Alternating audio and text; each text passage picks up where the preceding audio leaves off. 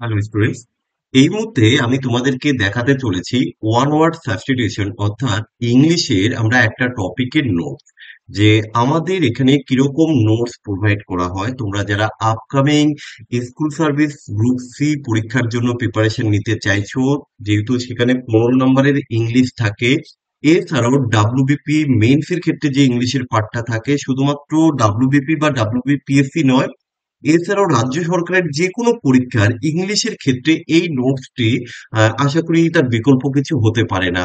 কেন বললাম? কারণ দেখো, বই তো সবার কাছে রয়েছে, এই নোটসটা কি এমন আছে তোমরা একটু দেখতে থাকো, আমি শেষ অবধি দেখিয়ে দিচ্ছি, তোমরা জাস্ট দেখো।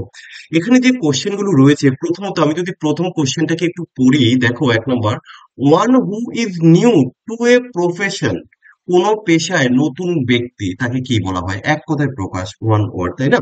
এখানে আমরা কি করলাম, প্রত্যেকটা যে ওয়ার্ড রয়েছে তাদের বাংলা উচ্চারণটা আমরা অনেক সময় কি হয়, উচ্চারণটা অনেক সময় করতে পারি না, আমরা না বুঝে অনেক সময় মুখস্থ করে ফেলি, ঠিক আছে? তো এখানে সেই উচ্চারণটা দেওয়া রয়েছে, তার পাশাপাশি তার বাংলা যে অর্থ সেটাও কিন্তু দেওয়া রয়েছে।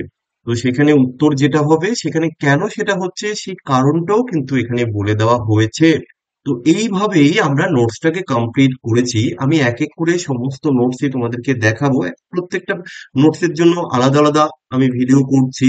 কারণ দেখো, কম্পিটিটিভ এক্সামের ক্ষেত্রে ম্যাথ যেমন একটু প্রবলেম, কারণ সেখানে বোঝার একটা ব্যাপার থাকে, একা একা যেমন আমরা করতে পারি না, ঠিক ইংলিশের ক্ষেত্রেও কিন্তু আমাদের এই প্রবলেমটা রয়ে গেছে, কারণ ইংলিশটাও আমরা একা একা করে উঠতে পারি না, অনেক সময় কি আমরা না বুঝেই মুখস্থ করি। যেহেতু কি হয়, ইংলিশের ক্ষেত্রে মুখস্থ করার একটা পার্ট রয়েছে, ভোকাবুলারির পার্টটা, সিনোনিম হোক, অ্যান্টোনিম হোক, ওয়ান ওয়ার্ডস হোক, ইডিয়মস হোক, অ্যাপ্রোপ্রিয়েট প্রিপোজিশন হোক, তো সেই জিনিসগুলো আমরা না বুঝে অনেক সময় মুখস্থ করি, অনেক অর্থ জানি না, এবার সেগুলো এক এক করে কি আমি ডিকশনারি খুঁজবো না গুগল সার্চ করবো? তো সেই জন্য কিন্তু আমরা এখানে প্রত্যেকটা কোশ্চেনের চেষ্টা করেছি বাংলাতে করে দেওয়ার। দেখো, এরকম ভাবে এক্সপ্লেনেশন গুলো মনে হয় না খুব একটা তুমি এভেলেবেল পাবে বলে। তো এখানে কিন্তু একটা দুটো কোশ্চেন নয়, আমি একদম শেষের দিকে চলে আসি, বেশি বড় করবো না ভিডিওটা।